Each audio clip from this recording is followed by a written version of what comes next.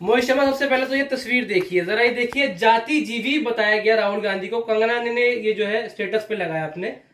देखिए एक बात मैं आपको बताता हूं, जिस तरीके से कंगना रनावत ने राहुल गांधी की इस फोटो को एडिट किया है।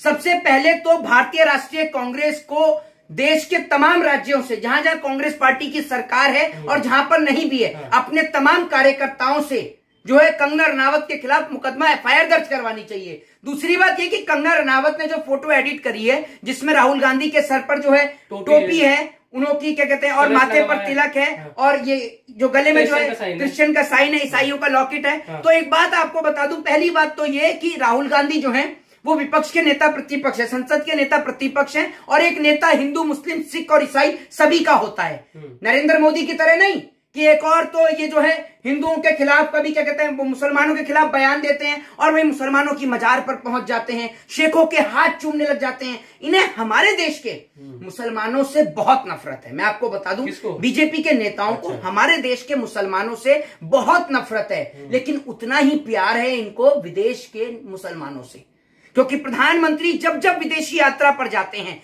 तब तब शेखों के हाथ चूमते हैं, उनकी पप्पियां लेते हैं और उनकी मस्जिदों में घूम के आता है। अभी मिस्र गए, मिस्र की मस्जिद में भी घूम कर आए। दूसरी बात यह कि कंगना रनावत, जिनको ये नहीं पता कि देश आजाद कब हुआ, उनको ये नहीं पता कि भैया देश की आजादी में किसका योगदान था, वो तो ये कहती है कि देश जो आजाद हुआ है, घुट के जीते थे ना, जब घुट के जीते थे, कहा था घुट के जीते थे ना जब। नहीं, मैं आपको बता दूं, घुट के जीते थे। एक बात आप मुझे बता दीजिए कि कब हम घुट के जिए? हम तो आजादी के साथ जिए और हमेशा खुल के जिए। और एक बात आप मुझे बताइए, घुटके तो तब जीते थे जब हम लड़ रहे थे, और लड़ने के बाद हम गुलाम हुए, हम अंग्रेजों के गुलाम हुए, तब हम घुटके जी रहे थे। लेकिन जब राजगुरु सुखदेव, भगत सिंह, अशफाक उल्लाह खां, महारानी लक्ष्मीबाई जैसे क्रांतिकारियों ने इस देश के खातिर अपने प्राणों की आहुति दी, अपना बलिदान दिया इस देश के लिए, तब जाकर हम आजाद हुए। लेकिन आज इस देश के लोगों के ऊपर मुझे बड़ी शर्म आती है कि उन्होंने एक ऐसी महिला को संसद के अंदर चुन के भेज दिया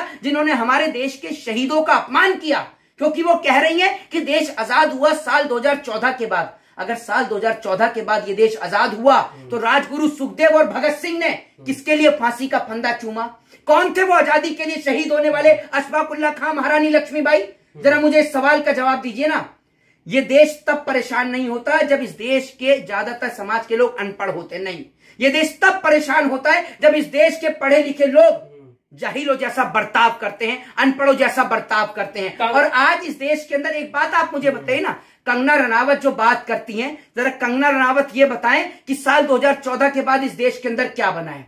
आप जो 70 साल की बात करती है ना, मैं कहता हूं मुकाबला कर लीजिए 70 साल वर्सेस आपके 14 से लेकर 24 साल तक, कर लीजिए ना मुकाबला, आपको पता चल जाएगा इस देश के अंदर कि नरेंद्र मोदी ने क्या क्या बनाया। आप मुझे बता दीजिए, इस देश के अंदर एनआईटी दिल्ली कब बनी? साल 2010 के अंदर बनाई, कांग्रेस की सरकार के अंदर बनी। इस देश के अंदर एनआईटी अरुणाचल प्रदेश कब बनी? कांग्रेस की सरकार में बनी, साल 2010 के अंदर बनी।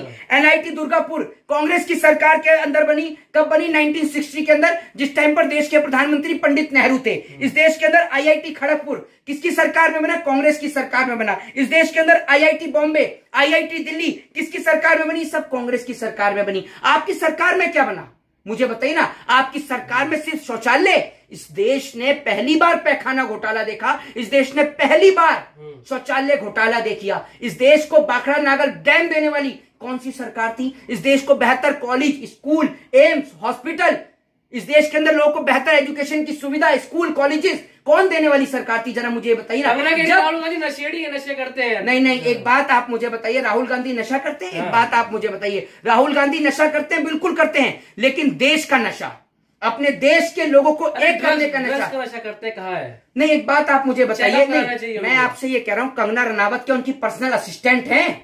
कंगना रनावत उनकी पर्सनल असिस्टेंट है, जो कंगना रनावत को यह पता है कि राहुल गांधी कौन सा नशा करते हैं? जरा ये बताइए ना, आपकी पार्टी के नेता कौन सा नशा करते हैं? आपकी पार्टी के नेता ड्रग्स का नशा करते हैं, तभी तो आपकी पार्टी के नेता टेलीप्रॉम्प्टर देखकर नहीं बोल पाते। उनका भी तो एक बार चेकअप होना चाहिए। आपकी पार्टी के नेता कौन सा नशा करते हैं जो ये बोलते हैं कि भाइयों बहनों मित्रों, एक दिन मैं हेलीकॉप्टर से बाय रोड आ रहा था। हेलीकॉप्टर बाय रोड कहां आता है? जरा मुझे ये बता दीजिए ना। हेलीकॉप्टर को कभी बाय रोड देखा है आपने? मुझे ये बता दीजिए, देखा है कभी? अरे आप ये तो मना क्यों नहीं करते मुंह से? आप मना क्यों नहीं? जब नरेंद्र मोदी की बात आती है तो आपके मुंह से आवाज क्यों नहीं निकलती? बाई रोड गलती से बाई एयर बोल रहे हो तो रोड निकल गया हो गलती से, वो करेक्ट नहीं लगता है। जो संबित पात्रा ने कहा था ना कि नरेंद्र मोदी जो देश के बाप हैं, उसके बाद लोगों ने तो कंडेम कर दिया कि भैया आपके बाप हो सकते हैं। तो संबित पात्रा भारतीय जनता पार्टी के कार्यकर्ता और भारतीय जनता पार्टी के पत्रकार, इनके पिताजी हैं नरेंद्र मोदी, ये याद रखिएगा। तभी तो जब इनके पिताजी की बात आती है तो कहते हैं मुंह से निकल जाती है, लेकिन अगर कोई और विपक्ष का नेता बोल दे तो उसके मुंह से नहीं निकलती। कंगना जो कह रही है ना कि जांच करवा ले राहुल गांधी, क्या दिक्कत है? नहीं, एक बात आप मुझे बताइए, जांच अगर इस देश में जांच होती ना तो बलात्कारी सलाखों के पीछे होते। जांच हुई प्रज्वला रमन्ना की, जांच हुई कुलदीप सिंह सेंगर की, जांच हुई हाथरस केस की, आप मुझे बताइए ना। जांच हुई नहीं होनी चाहिए। मैं आपसे कहता हूं, मेरे को एक बात आप मुझे बताइए, राहुल गांधी ड्रग्स लेते हैं नहीं लेते, ये मुद्दा है? ये मुद्दा है। संसद में ड्रग्स लेके जाना कोई मुद्दा है? संसद में ड्रग्स लेके जाओगे क्या तुम? संसद में ड्रग्स लेके जाओगे? हाँ, उन्होंने यही बोला है। ये याद रखिएगा, कंगना रनावत माफी मांगते मांगते थक जाएंगी अगर इस देश के अंदर सबसे पहले भारतीय राष्ट्रीय कांग्रेस को इनके ऊपर मुकदमा दर्ज करना चाहिए कि आप किसी विपक्ष के नेता की छवि को खराब करने का काम कर रही है। जो प्रधानमंत्री का चेहरा है, आप उसकी छवि को खराब करें कि वो ड्रग्स लेता है? आप एक बात मुझे बताइए, और आप फिल्मों में कैसी कैसी एक्टिंग करती हैं, उसके बारे में किसी ने आपके ऊपर टिप्पणी करी है? नहीं। कोई इसलिए एक्टिंग करती है? हाँ, तो कभी अपने पिताजी के साथ बैठ के कंगना की फिल्म देखिए ना, फिर आपको पिताजी बताएंगे कि कितनी अच्छी एक्टिंग करती है वो। देखिए कभी पापा के साथ बैठ के अपनी फिल्म? हाँ, क्वीन देखी है मैंने। नहीं, और भी फिल्में देखिए ना। हाँ, तो आप तो तेजस देखी है मैंने। नहीं तो मैं कह रहा हूँ कितना बढ़िया वो उड़ाती है, मैं देखा ना। जैसे नरेंद्र मोदी जी उड़ाते हैं देश की जनता का लंबी लंबी फेंक कर, ऐसी उड़ाती है ना कंगना रनावत। दूसरी बात, झांसी की रानी देखी है मैंने। झांसी की रानी देखी है? हाँ। बड़ी झांसी की रानी है ये। झांसी की रानी है और नरेंद्र मोदी झांसी के राजा, है ना? और दोनों मिलकर बजा रहे हैं देश की जनता का बाजा, और इस बाजे को आप प्रमोट करने में लगे हुए हैं। मैं आपसे एक बात कह रहा हूं कि इस देश के अंदर जिस तरीके से आज ये जो कंगना रनावत टिप्पणी कर रही है राहुल गांधी के ऊपर, पहली बात तो ये कि जरा कंगना रनावत ये बताएं कि आप जिस पार्टी से संसद में पहुंची हैं उस पार्टी ने क्या किया इस देश के लिए, जरा बता सकती हैं? और अगर आप इतनी पढ़ी लिखी हैं, मैं आपको चैलेंज देता हूं। खैर आप पढ़ी लिखी कहां से होंगी, आप तो खुद पढ़ी लिखी नहीं है, आपको क्या ही चैलेंज देना। अगर आप इतनी पढ़ी लिखी हैं तो मैं आपको ओपन चैलेंज देता हूं, जो आपकी पार्टी के अच्छे पढ़े लिखे नेता हैं और जो आप जिनको कहते हैं कि नरेंद्र मोदी जिन्होंने एंटायर पॉलिटिकल साइंस से एमए करी है, हालांकि ऐसी कोई डिग्री देश में ही नहीं है। अगर हो तो कोई मुझे भी कमेंट बॉक्स में बताए कि ऐसी कौन सी यूनिवर्सिटी है जो एंटायर पॉलिटिकल साइंस से एमए कराती है। कोई नहीं है। तो मैं आपसे कहता हूं एक काम करिए, जिस राहुल गांधी के ऊपर आप टिप्पणी कर रही है ना, उस राहुल गांधी के साथ अपने प्रधानमंत्री नरेंद्र मोदी की एक ओपन डिबेट 15 अगस्त के दिन लाल किले पे करा दीजिए, और साथ में आप भी बैठ जाइए सपोर्ट करने के लिए। फिर आपको पता चल जाएगा कि वो राहुल गांधी कितना पढ़ा लिखा है। वो राहुल गांधी ने कभी भीख नहीं मांगी, राहुल गांधी ने भीख नहीं मांगी। और नरेंद्र मोदी जी तो ऐसे हैं, नरेंद्र मोदी ने कहा ना कि मैंने 35 साल भीख मांग के खाई है। तो जब तक इस देश की पूरी जनता को वो भिखारी नहीं बना देंगे ना, और सबके हाथ में कटोरा नहीं थमा देंगे, तब तक ये कुर्सी से हटने वाले नहीं, याद रखिएगा। और इस देश के लोग, भाई साहब, इस देश के लोगों को ये पढ़ना चाहिए, ये नहीं पढ़े कि देश आजाद कैसे हुआ ना, ये पढ़े कि देश गुलाम कैसे हुआ। देश गुलाम हुआ इन जैसों के चक्कर में। ये जो कंगना रनावत जैसे लोग हैं ना, ये वही लोग हैं जो अंग्रेजों के समर्थककार हुआ करते, ये वैसे ही लोग हैं, ये याद रखिए। इन जैसे लोगों का आजादी में कोई योगदान नहीं है। अगर इन जैसे लोगों का आजादी में योगदान होता ना, तो इनको पता होता कि कैसे हमारे पूर्वजों ने इस देश की आजादी के लिए अपना सर्वोच्च न्यौछावर करा दिया। बोलती बंद कर दी राहुल गांधी की कंगना ने। कंगना रनावत राहुल गांधी की बोलती बंद कर दी। अभी राहुल गांधी अगर इंग्लिश में स्पीच देना शुरू किया ना, तो कंगना रनावत को एक समझाने के लिए एक बुलाना पड़ जाएगा ट्रांसलेटर कि भाई राहुल गांधी क्या कह रहे हैं, जरा ये बता दे। वो बोलती बंद करेंगी। कंगना रनावत से अगर आप ये पूछ लेंगी ना कि जहां से वो संसदीय का चुनाव जीत के आई हैं, जरा उस राज्य पे खड़े होकर 5 मिनट का भाषण बिना पेपर देखे बोलकर दिखा दें, तो मैं कह रहा हूं कंगना रनावत ये कहेंगी कि आज मेरा गला खराब है, मैं कल बोल दूंगी। ये ऐसे लोग हैं, ये लोग सिर्फ फिल्मों में और टीवीओं में सास बहू का जो ड्रामा होता है ना, बस वही कर सकते हैं। क्या देखा मंडी की जनता ने जो भेजा, क्या देखा मंडी की जनता ने फिर? नहीं, मैं आपको बताता हूं देश में क्या चल रहा है। देश में चल ही यही रहा है। इस देश के अंदर सबसे बड़ा धंधा है धर्म का, ये याद रखिए। दूसरा सबसे बड़ा धंधा है राजनीति का, ठीक है। तीसरा सबसे बड़ा धंधा है लोगों को आपस में लड़ाने का, हिंदू मुसलमान के नाम पर, मंदिर मस्जिद के नाम पर। और सबसे बड़ी बात है कि ये तीनों धंधे टैक्स फ्री है।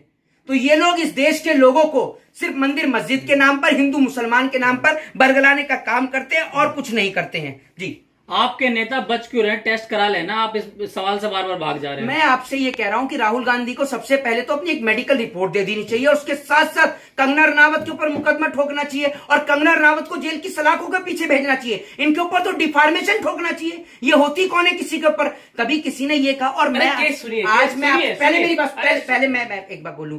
आज मुझे बड़ा इस देश को देखकर दुख होता है कि देश उस अवस्था से जूझ रहा है कि देश के अंदर आज लोग बेरोजगारी से, महंगाई से परेशान हैं और देश के लोग इन जैसे नेताओं को चुन के संसद में भेजते हैं, ये सोचते हुए, ये उम्मीद लगाते हुए। एक गरीब मां जब घर से वोट डालने के लिए जाती है ना, वो सिर्फ ये सोचते हुए जाती है कि अगर ये चुनकर जाएगी या चुनकर जाएगा तो मेरे बच्चे की शिक्षा के लिए आवाज उठाएगा। एक महिला है, एक बेटी है, तो ये सोचकर वोट डालती है कि ये मेरी सुरक्षा के लिए वहां पार्लियामेंट में आवाज उठाएगी। आप कह रहे हैं ये सुन लीजिए, ये ऐसे देश के घटिया किस्म के ऐसे नेता हैं कि जिनके लिए मेरे पास ऐसे शब्द है, मैं बोल नहीं सकता हूं क्योंकि वो शब्द अमर्यादित शब्द है और मैं अमर्यादित शब्दों का प्रयोग नहीं करना चाहता। लेकिन ये इतने घटिया किस्म के नेता हैं, इतनी घटिया किस्म की ये नेता बन के पहुंची हुई हैं जो ना तो शिक्षा पे, ना हेल्थ पे, ना बेरोजगारी पे, ना महंगाई पे, किसी पे चर्चा नहीं। कोई खड़ा होकर कहता है कि अपनी जाति बता दो, कोई खड़ा होकर कहता है कि ये नशा करता है। पार्लियामेंट इसी के लिए बनी है। पार्लियामेंट बनी है इस देश की जनता की वहां आवाज उठाने के लिए। और मुझे तो यह समझ में नहीं आता कि संसद में बैठे सभापति क्या कर रहे हैं। सभापति इनकी संसद की सदस्यता रद्द करें और इनको बाहर बिठाएं कि वहां जाएं और वहां जाके इनके घरों पर जाके पूछें और पर्सनल इंटरव्यू लेते फिरें कि राहुल गांधी क्या खाते हैं, राहुल गांधी क्या पीते हैं, राहुल गांधी क्या करते हैं और राहुल गांधी की जाति क्या है, उनका मजहब क्या है, उनका धर्म क्या है। ये देश को कभी आगे नहीं बढ़ा सकते। ये घटिया किस्म के नेता है। सुन लीजिए, मेरी पहले मेरी बात सुन लीजिए। अगर मेरी नहीं सुननी तो अपनी आकर यहाँ सुनाइए और चेहरा दिखाकर यहाँ सुनाइए सबके सामने, और नहीं सुननी तो अपने सुनिए। चलिए बोलिए, चलिए सुन रहा हूँ। मेरी बात सुनिए, हाथ मत खींचा करिए, चलिए बोलिए। नहीं, आप एक बात सुनिए। हाथ इस देश की जनता आपको टांग खींच के लतियाएगी, याद रखिएगा। एक दिन ऐसा भी आएगा। दूसरी बात ये कि अगर आपको नहीं सुनने का शौक ना तो अपना माइक लेके घर निकल जाया करिए, ठीक है? अगर नहीं सुनना तो मुझे पता है कि मोदी को आप डैडी मानते हैं, उनके सुपुत्र हैं। सवाल ना लूं आपसे? क्या सवाल है आपका? पूछिए क्या सवाल है। अब आना लाइन पे। क्या सवाल है आपका, बताइए। आप कह रहे हैं राहुल गांधी को क्यों जो कंगना ने कहा है नशेड़ी कहा है, कांग्रेस को केस करना चाहिए। कांग्रेस को भी लगता होगा नशेड़ी, इसलिए केस नहीं कर रही। अब सुनिए, ये ऐसा व्यक्ति है, ये लोग आपके बच्चों को अनपढ़, जाहिल और गवार देखना चाहते हैं। ये याद रखिएगा। जब मैं शिक्षा के ऊपर बात कर रहा था ना, तो जैसी तकलीफ भारतीय जनता पार्टी को होती है ना, ऐसी तकलीफ मोदी के सुपुत्र को भी हो रही है। और ये मोदी का सुपुत्र चाहता है कि आप लोग हिंदू मुसलमान में उलझे रहें। कांग्रेस कंफ्यूज है, राहुल गांधी नशा करते हैं नहीं करते, कांग्रेस कंफ्यूज है इसलिए तो केस नहीं कर रही। आप कौन सा नशा करते हैं? और ये बताइए ना, आपके वो मेरे ख्याल से चाचा, मामा, फूफा क्या लगते हैं, दीपक चौरसिया, वो कौन सा नशा करते थे जो दिन वहां घुस गए थे? ठीक से नाम भी नहीं ले पा रहे थे जनरल बिपिन रावत का। ये तो बताइए, कभी उनको पूछा कौन सा नशा करते हैं? दूसरी बात ये कि पार्लियामेंट के अंदर ऐसे लोगों को भेजना इस देश की सबसे बड़ी भूल है। ये याद रखिएगा। एक बार पागल बनाने के लिए अप्रैल फूल और बार बार पागल बनने के लिए कमल का फूल। जय हिंद, जय भारत, वंदे मातरम।